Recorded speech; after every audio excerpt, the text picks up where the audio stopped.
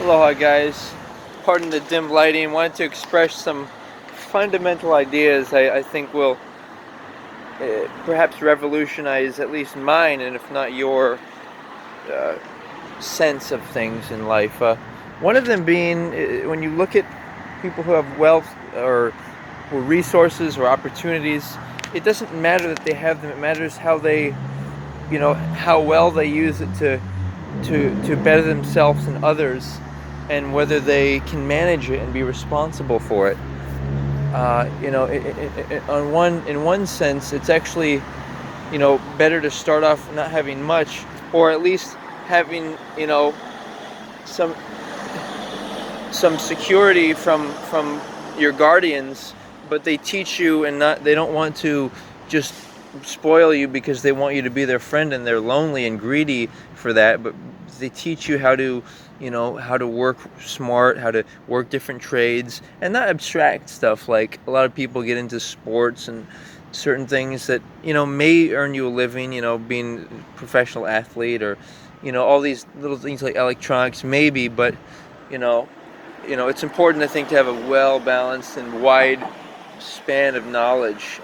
People think that you have to go specialize in different things. In the future, I think people will know how to be like their own doctor, massage therapist for themselves, others, their own attorney and financial planner, and people have a much higher IQ, and it won't really be about how much money you earn in the future, but because everyone will be capable of earning lots of money, and so it will be more so about what you do for people. And that's really the question I want to start asking of myself and others, not what you have. It's fun to celebrate somebody for what their taste. They might have expensive taste or specific tastes and specific, like maybe they have a costly wardrobe, but they know how to put it together well. So you can celebrate people for how they use what they have, and how it's really like a form of expression. And in that sense, you can celebrate people for maybe if they just make inexpensive yarns or whatever, and you can still appreciate that refinement.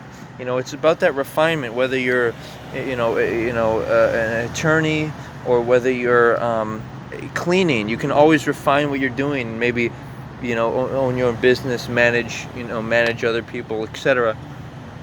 The point being, in the future, I think people will be much more capable.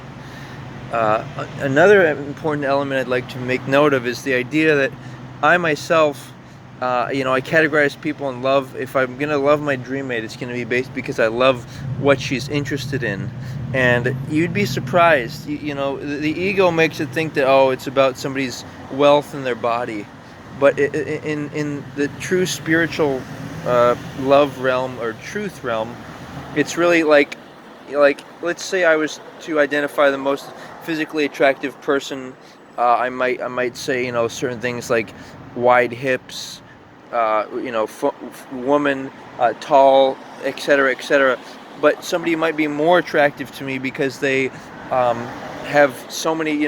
When people really develop as an individual, they individualize themselves. They become unique, such that it's much more different about who they would want to be with and not want to be with, and subtle things like the way somebody talks, their countenance, demeanor, their lifestyle preferences. That's what really how you identify your dream mate.